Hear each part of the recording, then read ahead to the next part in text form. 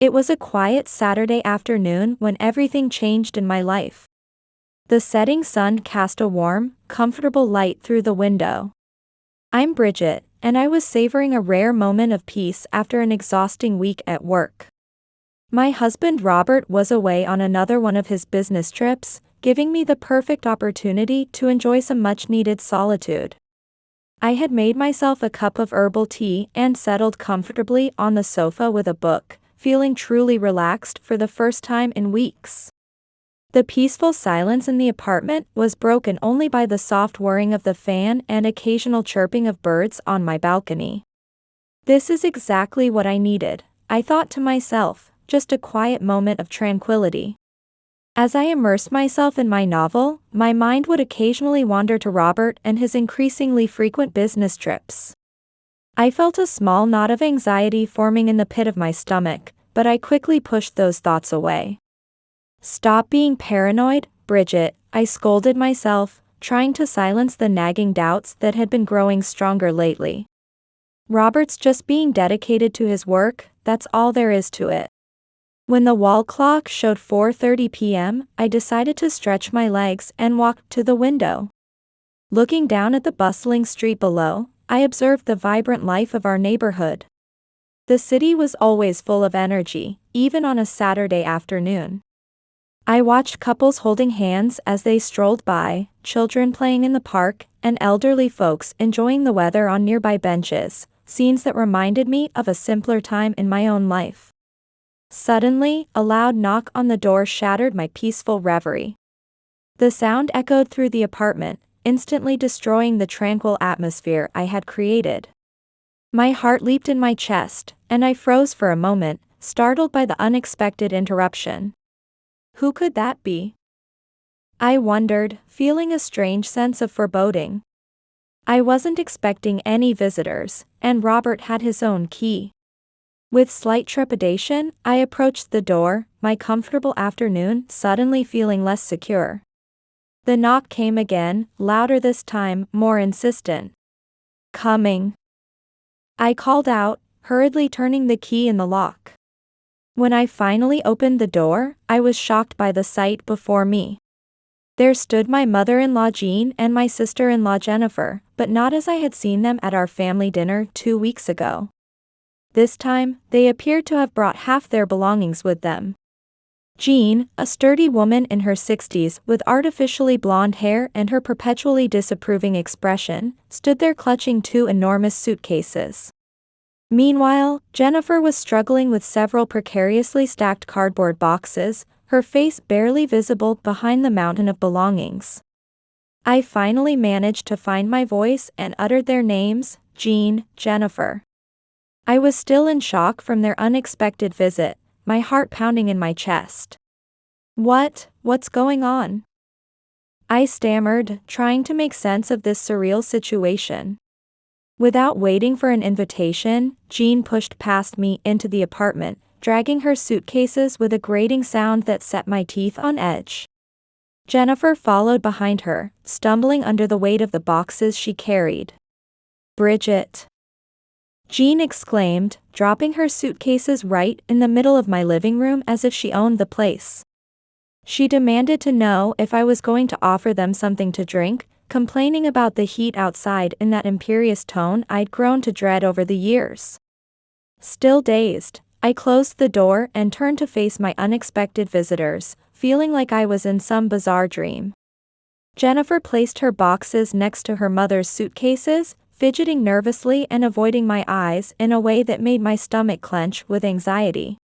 Of course, I responded automatically, my feet carrying me to the kitchen in search of drinks while my mind raced with questions. Why had they shown up without any warning? And why on earth had they brought so much luggage? As I poured lemonade into 3 glasses, I could hear Jean's heels clicking across my hardwood floors, the sound echoing through my once peaceful apartment. "Bridget." Jean's voice rang out again, making me flinch. She demanded to know where the air conditioning remote was, complaining about the heat in that familiar critical tone. I took a deep breath, trying to maintain my composure as memories of past confrontations flooded my mind. Jean had always been a difficult woman, the kind who'd criticized every aspect of my life since Robert and I announced our engagement. But this time felt different, more invasive, more threatening. I watched as Jean made herself comfortable in my favorite armchair, dramatically fanning herself with a magazine from my coffee table. Jennifer stood by the window, staring out at the street below as if wishing she could escape this situation. "Here you are," I said, offering the glasses of lemonade while struggling to keep my voice steady. "Now, would you please explain what's going on? Why have you brought all this luggage?" Jean took a sip of lemonade and grimaced, muttering that it was too sour. Then she fixed me with that penetrating stare I'd come to know all too well over the years. There was something in her eyes that made my blood run cold. Her expression, a mix of determination and triumph, sent chills down my spine. Jean leaned forward, addressing me with a patronizing sweetness that barely masked her contempt, calling me her dear daughter. I could feel my heart pounding as she spoke those words, each syllable dripping with false affection. She announced that she had come to make some necessary changes in my life. I looked desperately at Jennifer for some explanation, but she avoided my gaze, nervously biting her nails in a way that reminded me of a frightened child. "Changes?" I repeated, feeling my initial confusion slowly transforming into anger that burned in my chest. "What kind of changes?" Jean leaned forward, her eyes gleaming with an unsettling intensity that reminded me of a predator closing in on its prey. With an air of self-righteousness, she declared that these were necessary changes that should have been made long ago. Jennifer finally broke her silence, her voice barely above a whisper, suggesting that perhaps they should wait for Robert's return. Jean silenced her daughter with a sharp glare that could have cut through steel. Then, turning her attention back to me, she dropped the bomb that made my world spin. She revealed that she had been talking with Robert, who had apparently expressed concerns about how I was managing the house and spending money, and had asked them to come help. I felt as if I'd been punched in the stomach, the air leaving my lungs in a silent gasp. The revelation that my own husband had been discussing our private matters with his mother behind my back felt like the ultimate betrayal. Anger bubbled up inside me like a pot about to boil over, but I fought to maintain my composure. "This is ridiculous," I managed to say, keeping my voice steady despite the trembling in my hands. I defended our relationship and my financial management, insisting that if Robert had any concerns, he would have spoken to me directly. Jean let out a harsh laugh that sounded more like a bark, sending another chill through my body. With condescending amusement, she scoffed at me, saying that Robert was too kind to face me directly and asked for an intervention. I looked around at the suitcases and boxes scattered across my living room, the reality of the situation finally hitting me with full force. "You are planning to stay here?" I asked, though I already knew the answer. Jean's smile widened, her teeth gleaming like those of a shark closing in for the kill. "We're not just staying, we're moving in today, starting right now," Jean announced with a triumphant smirk that made my blood run cold. The silence that followed her declaration was deafening, pressing against my eardrums like a physical force. My heart was pounding so hard I could hear it in my ears, a mixture of disbelief and rage coursing through my veins.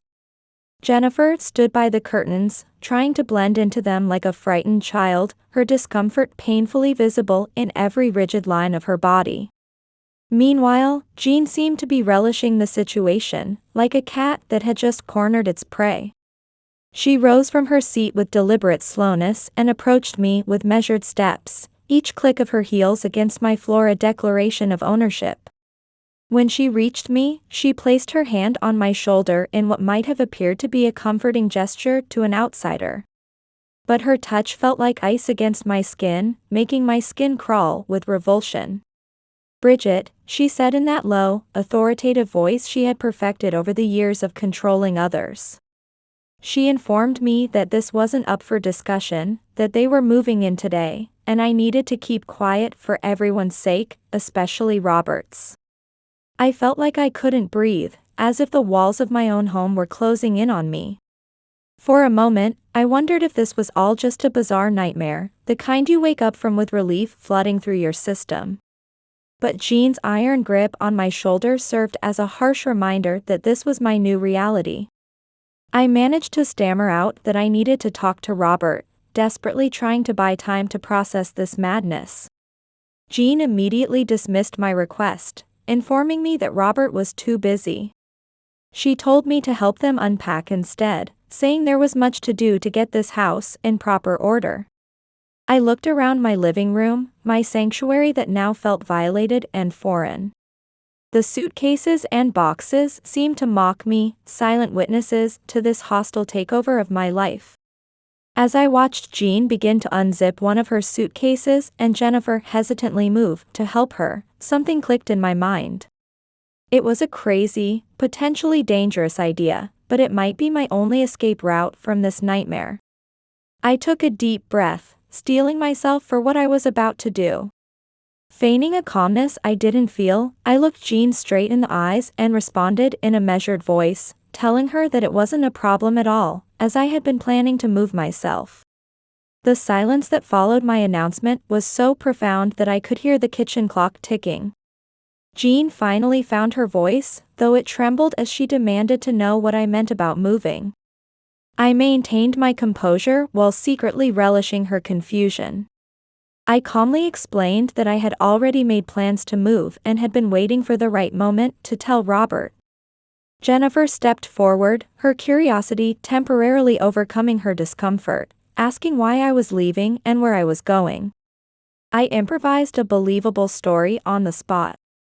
I told them about receiving an incredible job offer in the neighboring town, an opportunity too good to pass up, and that I had been planning to tell Robert when he returned from his trip this weekend. Jean seemed to be recovering from her initial shock.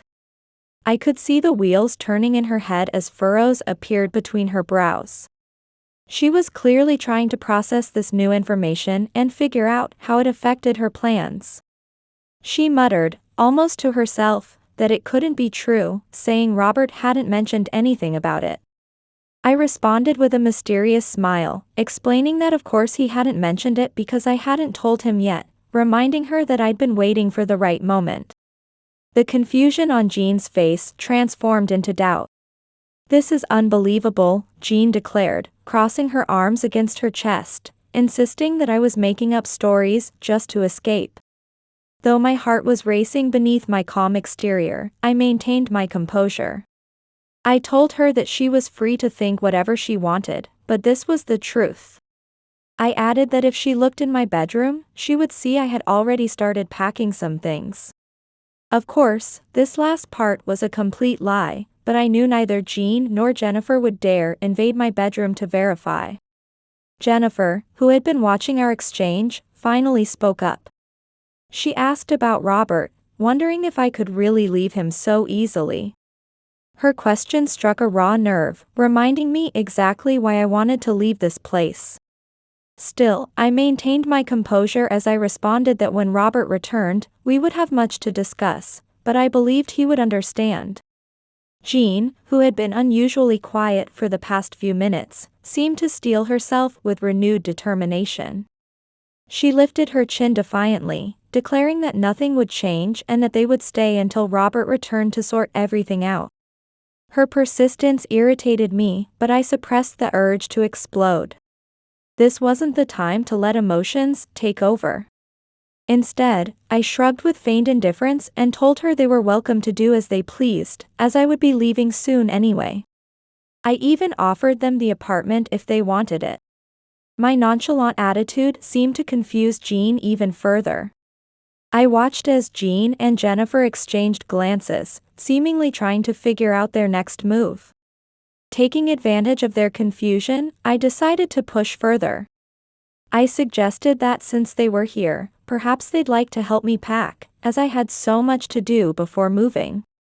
My offer to help with packing seemed to snap Jean out of her dazed state.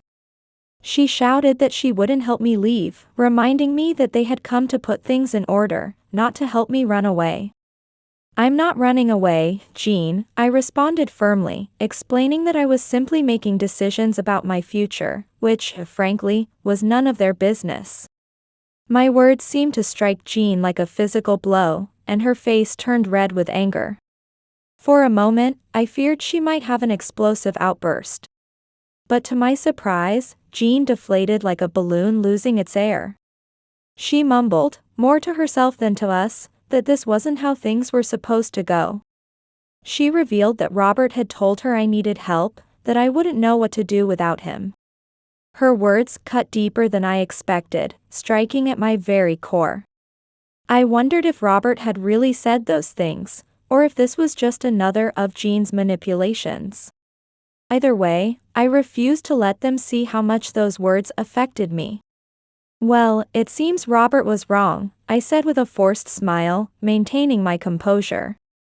I pointed out that, as they could clearly see, I was managing everything just fine. Jennifer, who had been watching this exchange with a mixture of fascination and fear, finally spoke up. She suggested to her mother that perhaps they should leave, noting that I clearly had my own plans. Jean shot her daughter an angry look, but I could see doubt beginning to creep into her eyes. Her grand plan to rescue her son from my supposed incompetence was crumbling before her very eyes. She was clearly at a loss for what to do next. I seized this moment of weakness to take control of the situation. Listen, I said, softening my tone deliberately. I acknowledged that while I understood they had come with good intentions, I wasn't the helpless woman Robert had led them to believe I was, explaining that I had my own life, my own ambitions, and the ability to make my own decisions. My words seemed to have exactly the effect I'd hoped for. The determination in Jean's eyes faded, replaced by confusion and, surprisingly, a hint of respect. Finally, Jean admitted that perhaps they had acted too hastily. I could tell how much effort it took for her to say those words. She suggested that maybe they shouldn't have rushed to conclusions before Robert's return. I nodded, feeling victory within my grasp. I agreed that it was an excellent idea, suggesting they should head home now and we could all talk when Robert returned, like rational adults. Jennifer, visibly relieved, began gathering up the boxes she had brought. Meanwhile, Jean appeared to be fighting an internal battle. I could see her pride wrestling with the logic of the situation. Finally, she nodded with a defeated sigh. Jean finally conceded that she would leave for now, but warned me this wasn't over and there would be much to discuss when Robert returned. I maintained a neutral tone as I assured her that I looked forward to that discussion. As I watched them gathering their belongings and heading toward the door, I felt a mix of relief and anxiety coursing through my body. While I had successfully averted the immediate crisis, I knew this was only the beginning. The real battle lay ahead, and I needed to prepare myself for it. Jennifer suddenly burst into tears. The unexpected sobbing caught both of us by surprise. Jean turned to her daughter, momentarily forgetting her anger as confusion crossed her face. Jean asked Jennifer what was wrong, her voice tinged with frustration. Jennifer, between sobs, explained that nothing was going right, that they had come to help but were only causing problems. Watching Jennifer cry like that stirred a slight feeling of guilt within me. She had always been the kindest member of Robert's family, often caught between her domineering mother and family tensions. For a moment, I considered softening my stance, but then I remembered why I was doing this. The reason behind my actions remained unshakable in my mind. I couldn't help but let out a small laugh. What started as a quiet chuckle quickly grew into full-blown laughter that echoed through the room. The sheer absurdity of the situation, Jean's shocked face, Jennifer's tears, created a scene that felt completely surreal. Jean stared at me, demanding to know what I found so amusing. She asked if I enjoyed destroying their family. Her question only made me laugh harder. I shot back, asking how she could accuse me of destroying the family when they were the ones who had barged into my home trying to drive me out, and now they were trying to paint me as the villain. Jennifer stopped crying for a moment, looking at me with a mixture of confusion and curiosity. She said she had never seen me like this before. Taking a deep breath to control my laughter, I explained to Jennifer that what was happening was that I was finally taking control of my life, and it felt incredibly liberating. Jean, who had been unusually quiet for several minutes, finally found her voice. She declared that this was madness, that Robert was right and I had completely lost my mind. Her words, though meant to hurt me, only fueled my laughter further. "Oh, Jean," I said, "if you knew even half of it, you wouldn't be saying such things." Jennifer, her curiosity overtaking her confusion, asked me what I meant. For a moment, I considered telling them everything. My suspicions about Robert, the job in the neighboring town, my plans for a new life. But then I realized something important.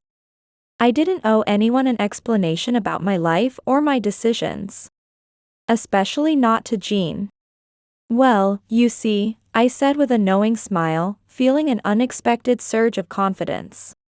I explained that things weren't always what they seemed, and sometimes chaos held hidden blessings. Jean shook her head, clearly irritated by my cryptic response. She insisted that they had come to help, to fix what she perceived as chaos, expressing her frustration at how things had turned out. I couldn't help but laugh at her comment. "Fix the chaos?" I said, pointing out that since her arrival, she had only managed to create more disorder, but strangely enough, I was grateful for it. Both Jean and Jennifer stared at me as if I'd grown a second head. Jennifer, with obvious confusion in her voice, asked if I had really said I was grateful. I nodded, experiencing a lightness I hadn't felt in months. I explained that their little intervention had given me the strength to do what I should have done long ago. Jean narrowed her eyes, studying me with suspicion. She demanded to know exactly what I planned to do. I smiled, feeling a confidence rising in my chest that I hadn't experienced in years. "That, dear mother-in-law," I replied, "you'll find out soon enough." Jean's face flushed with anger as she demanded to know if I was trying to throw them out. "Yes, that's exactly what I'm doing," I responded calmly. I reminded her that this was still my home, at least for now, and asked them to leave. Jennifer, realizing the situation was completely out of her control, began gathering her suitcases. She suggested to her mother that they should leave, recognizing it wasn't the right time to stay. Jean looked like she wanted to protest, but something in my expression made her think better of it. She let out a frustrated huff and began helping Jennifer pack up their belongings. As I watched them prepare to leave, I felt a complex mix of emotions washing over me. While relief flooded through me at the success of my plan, there was also an unexpected sadness. Despite all the problems, this was the family I had gained through my marriage to Robert. And now, I was letting it all go. When they were finally ready to leave, Jean paused at the door, fixing me with an intense stare. She warned me not to think this was over, mentioning Robert's return. I cut her off with a gentle smile, ready to face whatever came next. "You're right, Jean," I said firmly, "this isn't the end, it's just the beginning." With those words, I closed the door behind them, feeling in control of my destiny for the first time in a long while. As the door clicked shut behind Jean and Jennifer, I felt as if a tremendous weight had been lifted from my shoulders. I leaned against the door, closing my eyes, taking a moment to process everything that had just happened. The adrenaline that had been fueling the confrontation slowly ebbed away, leaving a mixture of relief and anxiety in my chest. When I returned to the living room, my eyes fell on the wedding photograph of Robert and me hanging on the wall. We looked so young then, our faces glowing with hope and love, like so many couples starting their lives together. How had we ended up here, I wondered, my heart aching with the weight of betrayal. The truth was, I had recently discovered Robert was having an affair with his secretary, Mia. The memory of that discovery squeezed my chest like a vice as I collapsed onto the sofa, feeling as if all the air had been sucked from my lungs. It had all started just a few weeks ago, though the signs had been there longer. Robert had begun acting strangely, coming home later and later each night. He always had the same tired excuses about working overtime or meetings running long. The kind of excuses wives have heard for generations. At first, I didn't question it, didn't want to see what was right in front of me. I trusted him completely, the way you do when you've built a life with someone. After all, we had been together for years, and I believed our love was unshakable, like a lighthouse standing firm against a storm. But then one night, Robert rushed out and accidentally left his phone at home. A simple mistake that would change everything. Curiosity won over respect for privacy, and I found myself checking his phone, my hands trembling as I did so. What I found there chilled me to the core. There were dozens of messages, each one another nail in the coffin of our marriage. They were between Robert and Mia, telling a story I never wanted to read. These weren't innocent workplace exchanges. They went far beyond that. The messages contained plans for secret meetings, declarations of love, and promises of a future together. Words that should have been meant for me. Each message I read felt like a knife twisting in my heart, cutting deeper and deeper. That night, I couldn't sleep at all and quietly cried with my face buried in the pillow. How could the man who had sworn to love and honor me betray me like this? Part of me wanted to confront him immediately, to scream and demand explanations, to let out all the pain that was consuming me. But another part of me, the more calculating part, whispered that I should wait. That I needed to think carefully about my next move, like a chess player planning several moves ahead. From that moment on, I began to see Robert through new eyes. The way he smiled at his phone, the hurried exits in the morning, and how he avoided eye contact when discussing our future. Everything took on a different meaning. In the midst of this emotional storm, I received an unexpected call that would change everything. It was from an old college friend who had become a director at a major corporation in the neighboring town. She offered me a position that seemed like the perfect opportunity to rediscover myself and advance my career. At any other time, I would have hesitated to make such a decision without consulting Robert first. But now, with my life crumbling around me, this offer felt like a life preserver thrown to me in stormy seas. I accepted the position without hesitation, knowing it was time to put my own happiness and career first. I kept this decision to myself, not telling even my parents or closest friends, wanting to have everything planned before making any moves. I secretly began preparing for my new life. I researched apartments, transferred money to a separate account, and quietly began packing my essential belongings. All while maintaining a facade of normalcy, careful not to alert Robert or anyone else to my plans. I intended to confront Robert when he returned from his business trip.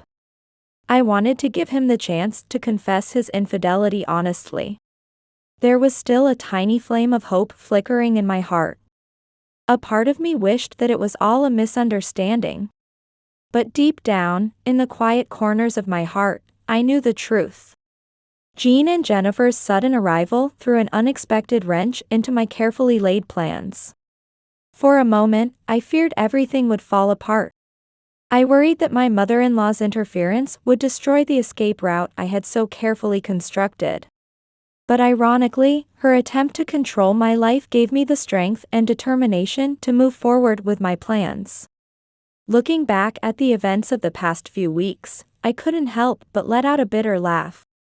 Who would have thought that Jean's unwanted intervention would become the catalyst for me to take control of my life? I rose from the sofa and headed to the bedroom, ready to face whatever came next. I opened the closet and pulled out the suitcase I had secretly prepared. Placing it on the bed, I began filling it with clothes and personal belongings. With each piece of clothing I folded, each item I packed, I felt like I was taking another step toward my new life. As I packed, my thoughts drifted to Mia, Robert's secretary. I wondered if she knew what it meant to be the other woman. Had Robert promised her that he would leave me for her? For a moment, I felt a strange pity for her. Did she understand what she was getting herself into? Did she realize that a man who betrays his wife could just as easily betray her too? I shook my head, pushing these thoughts away. It wasn't my problem anymore. My priorities now were myself, my future, and my own happiness. As I closed the suitcase, my eyes fell on a photograph from our honeymoon. We looked so happy then, so deeply in love. For a moment, I felt tears welling up, but I held them back. I had cried enough already. It was the time to be strong. I picked up the photo and tucked it away in the back of a drawer. This chapter of my life was coming to a close. It was time to begin writing a new story. And in this story, I would be the main character. Sitting on the edge of the bed, I felt exhausted yet strangely peaceful. I had made my decision. For the first time in a long while, I felt completely in control of my destiny. I knew the road ahead wouldn't be easy. Confronting Robert, explaining my decision to family and friends, starting a new life in a new city. All of these would be challenges. But I was certain this was the right path. I deserved more than a life filled with doubt and betrayal. I deserved the chance to be happy, to grow, and to pursue my own possibilities. Just then, the sound of my cell phone interrupted my thoughts. The message was from the company in the neighboring town, confirming the details of my new position. I smiled as I read it, feeling a flutter of excitement in my chest. This was the beginning of something new, something thrilling that made my heart race with anticipation.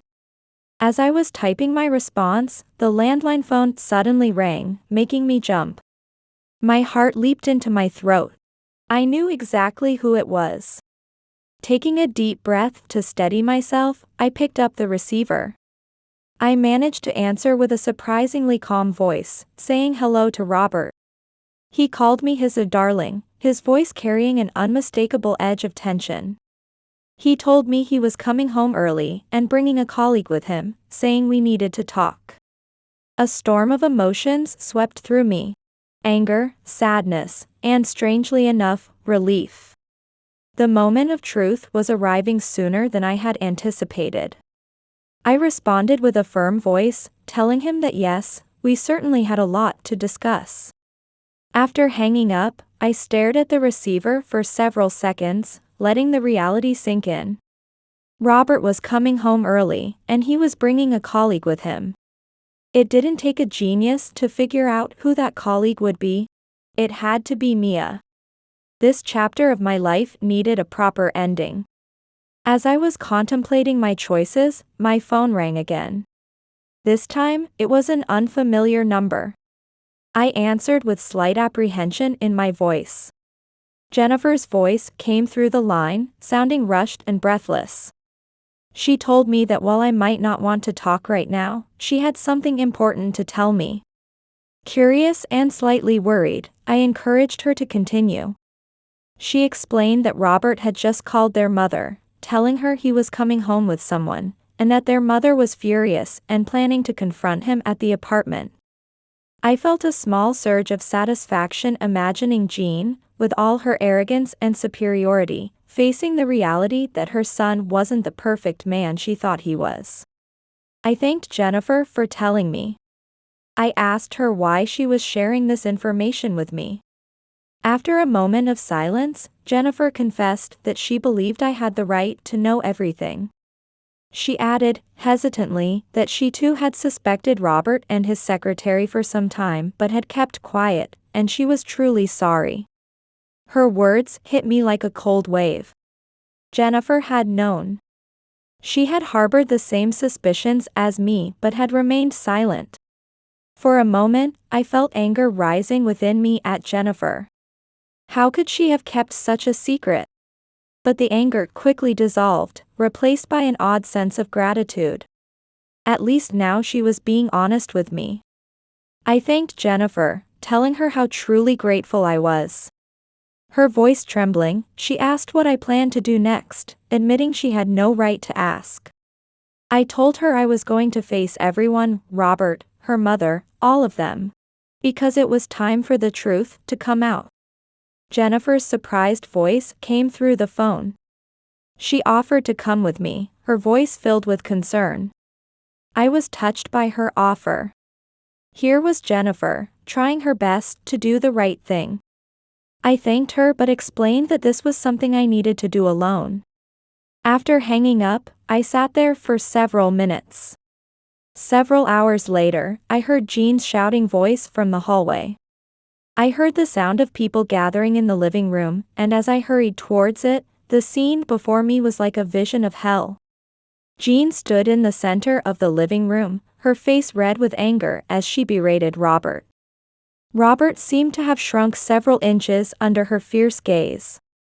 Jennifer stood in the corner of the room, looking like she wanted to disappear. And there she was. A young, attractive woman who could only be Mia. As I entered the room, everyone turned to look at me. A deafening silence fell over the room, thick enough to cut with a knife. Robert was the first to break the silence, his voice a mixture of surprise and relief. He told me he thought I had left. Before responding, I scanned everyone in the room. I'm still here to hear the truth from his own mouth. Once that's done, I'll leave, I stated calmly. Jean, who had temporarily lost her voice, finally managed to speak. She started to stammer something about herself and the others, but I cut her off with a raised hand. I told her that was enough, that we'd talked plenty today, and now it was Robert's turn. I turned to face my husband, this man I had shared my life with for years. His eyes met mine, filled with a mixture of fear and shame that I'd never seen before. Now, Robert, I said in a steady, clear voice. I demanded that he explain to all of us why he had brought his colleague home, about the business trips, the late nights at work, everything, suggesting that for once in his life, he should tell the truth. Robert seemed to be searching for words, like a drowning man grasping for a lifeline. His eyes darted from Mia to his mother, then back to me. Finally, with a deep, resigned sigh, he began to speak. He apologized, saying this wasn't how things were supposed to happen, explaining that he and Mia had started as just friends, but then things had gradually changed. As Robert continued his confession, I felt an odd sense of calm wash over me. The anger and sadness I had expected to feel were nowhere to be found. Instead, there was only a profound sense of liberation, as if chains I hadn't even known I was wearing had suddenly fallen away. As I listened to his confession, my eyes met Mia's across the room. In her eyes, I saw a mixture of shame and fear that seemed all too familiar. For just a moment, I felt a flash of pity for her. She would soon learn the hard way that a man who betrays his wife could just as easily betray her too.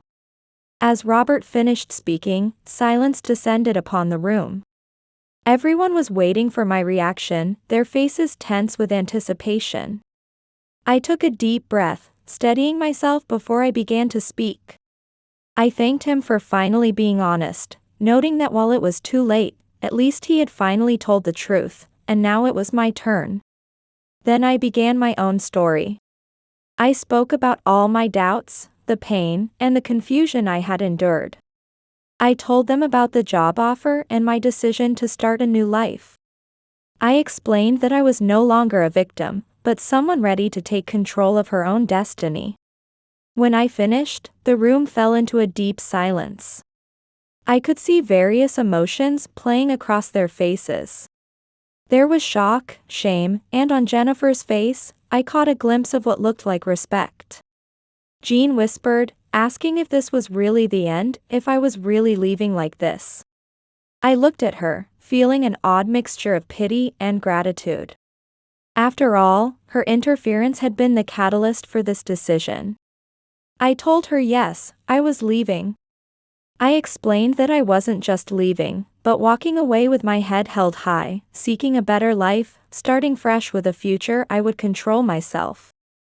I turned to face Robert one last time. He looked like he had aged 10 years in the past few minutes. I told him that I hoped he would find happiness, truly meant it, but it wouldn't be with me. With those words, I picked up my suitcase and walked toward the door. I paused just before leaving, taking one final look around the room. Everything from my past and present was gathered there in that moment. I smiled, not with bitterness but with a sense of peace that surprised even me. I said goodbye to everyone, thanking them for giving me the strength to do what I should have done long ago. Then I closed the door behind me. I had closed not just the door to the apartment, but a whole chapter of my life. As I descended in the elevator, I felt as if a great weight had lifted from my shoulders. The future was uncertain, like a blank canvas waiting to be painted. But for the first time in years, it was a future I could shape with my own hands. Stepping out of the building, I looked up to see the sky painted in warm oranges and pinks of sunset. One day was ending, but a new Bridget was being born. Whatever the future might bring, I felt ready to face it head-on. With my head held high and my heart open to new possibilities, I began to walk. As I pulled my suitcase along, unfamiliar emotions welled up in my chest, feelings I'd never experienced before. The aftershocks of my final confrontation with Robert, Jean, Jennifer, and Mia still rippled through my body. Yet now those feelings were mingling with an intoxicating sense of freedom and limitless possibility. The setting sun painted the sky in warm hues, as if reflecting the fire burning within me. With each step forward, I moved further away from my old life and closer to an uncertain but thrilling future. However, I hadn't yet decided what my next move would be. I sat down on a bench in a small park to gather my thoughts. Pulling out my phone, I saw it was 7:30 p.m. I needed to decide quickly where I would spend the night. As I was weighing my options, my phone suddenly rang. It was an unfamiliar number. I answered with a slight tremor of anxiety in my voice. Hello? It was Jennifer, her voice coming through the line. Her voice sounded rushed and slightly tense. Jennifer? I asked in surprise. I hadn't expected to hear from her. After a moment of silence, she continued. She apologized and said she didn't want to bother me, but needed to check if I was okay, adding that I had been amazing back there. Her words caught me off guard. After my dramatic departure, Jennifer's words of praise caught me completely off guard. I thanked her, my voice filled with genuine gratitude. I told her how much her words meant to me. Jennifer continued, her voice dropping to almost a whisper. She offered me a place to stay at her apartment, explaining that Robert didn't know about her move last month, so I would be safe there. Her offer touched me deeply. Even after everything that had happened, Jennifer was extending an olive branch, reaching out to me when I needed it most. I struggled to find the right words to respond, tears threatening to spill over. I told her she was too kind, but expressed my concern about causing trouble for her family. Jennifer spoke with a strength I had never heard in her voice before. She insisted that what Robert had done and what her mother had tried to do weren't right, wanting me to know that not everyone in the family thought that way. Her words struck a chord deep within me. For years, I had felt like an outsider in Robert's family. Jean had never truly accepted me. But here was Jennifer, offering not just a place to stay, but friendship and support as well. After a moment's consideration, I made my decision. I accepted her offer, my voice steady despite the emotion I felt. Jennifer thanked me, gave me her address, and we agreed to meet in 30 minutes. On my way to her apartment, I couldn't help but reflect on the unexpected turns this day had taken. When I arrived at Jennifer's building, she was waiting at the entrance. Though she seemed nervous, she welcomed me with a warm smile that spoke volumes. Jennifer welcomed me warmly, telling me how glad she was that I had come. She helped me with my suitcase as we entered her apartment. I was immediately struck by how comfortable and inviting her home felt. The warm colors and bohemian atmosphere were so different from the timid, compliant Jennifer I had known. This space spoke of independence and creativity. "What a lovely home," I commented as I settled onto her sofa, taking in the surroundings. Jennifer gave a shy laugh in response. She thanked me, explaining that since moving out, she had been trying to find her own style, away from her mother's influence. Her words resonated deeply within me. I too was trying to break free from others' expectations and pressures, searching for my own path. "Jennifer," I said after a thoughtful pause. I wanted to express my gratitude, acknowledging how difficult it must be for her to help me in this situation, especially considering I had been her brother's wife. Jennifer sat across from me with a serious expression. She continued speaking, her voice gaining strength. She confessed that my courage today had inspired her, saying that watching me stand up to everyone and stay true to my decisions had made her realize she needed to defend her own beliefs too. I looked at her with a mixture of surprise and respect. The Jennifer sitting before me was worlds apart from the shy girl who used to hide in her mother's shadow. "Living life on our own terms," I said, somewhat surprised by my own words. We talked for hours after that. As we shared our stories, we discovered we had more in common than either of us had imagined. Jennifer revealed her dream of studying art, something Jean had always dismissed. I shared my hopes about my new job and the future ahead. As the night wore on, I felt a genuine friendship forming between us. It seemed almost unbelievable that something so positive could emerge from such difficult circumstances. Near midnight, my phone started ringing. It was Robert. I looked at Jennifer uncertainly, wondering what I should do. Jennifer quietly suggested that I should answer it, saying it might be important. With a deep sigh, I answered the phone. Robert's voice came through, broken and desperate. He begged me to tell him where I was, saying he needed to talk. Though I felt a sharp pain in my chest, I remained firm. I told him that we'd said everything there was to say, that we needed time and distance now. He insisted that he loved me, acknowledging that he'd made a terrible mistake, but believing we could fix it, pleading with me to come home. Once upon a time, those words would have sent me running back to him. But now, they rang hollow in my ears, empty of meaning. I softly told him I was sorry, but there was no us left to fix, wished him luck, and said this was goodbye. With that, I ended the call. Jennifer watched me with a mixture of pride and concern on her face. She gently asked if I was okay. Taking a deep breath, I surprised myself with my own calmness. I assured her I was fine, even feeling liberated. That night, lying on Jennifer's sofa, I reflected on the day's events. What had started as a quiet Saturday afternoon had completely transformed my life. I had stood up to Jean, confronted Robert, and in the process, discovered a strength within myself I never knew existed.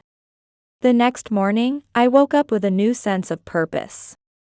Jennifer was already in the kitchen making breakfast when I woke up.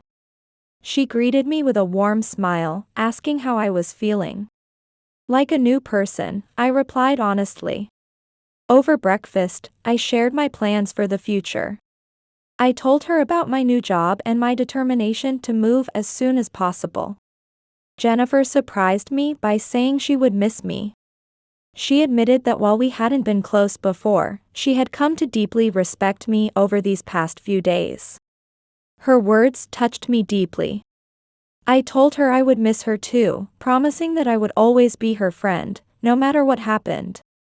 After breakfast, I began preparing for my departure. I had a train to catch to the neighboring town in a few hours and wanted to arrive at the station with plenty of time to spare. As I was getting ready to leave, Jennifer stopped me at the door. She went to her room and returned with a small painting. It was a bird taking flight, painted in vivid colors. The brushstrokes were bold and powerful, symbolizing freedom. Jennifer explained that she had painted it several months ago. She said it represented freedom and new beginnings, and now I was the one who should have it. Tears welled up in my eyes as I hugged her. "Thank you," I whispered. "Thank you for everything." As I left Jennifer's apartment, I felt ready to face my future. I had entered that house as a betrayed wife, but I was leaving as a strong, independent woman. Walking toward the station with Jennifer's carefully wrapped painting in my suitcase, I felt a mixture of excitement and nostalgia. I was leaving behind my familiar life, but heading toward a future full of possibilities. As I waited for the train at the station, one last message came through. It was from Jennifer. She reminded me that I was stronger than I thought, telling me to soar high because I deserved it. With a smile on my face and determination in my heart, I boarded the train. As the city began to fade into the distance, I felt myself letting go not just of the town, but of all my fears and anxieties. Though the future was uncertain, for the first time, I found myself looking forward to whatever it might bring. I was ready to reclaim my life, find my voice, and write the next chapter. This would be a story of courage, self-discovery, and above all, freedom. As the train picked up speed, I closed my eyes and took a deep breath. A new day had begun. It was dawning not just in the sky, but in my life as well. And I was ready to embrace it with both hands. If this story of overcoming adversity resonated with you, please hit the like button and subscribe to our channel. And don't forget to hit the bell so you won't miss our next story filled with unexpected twists.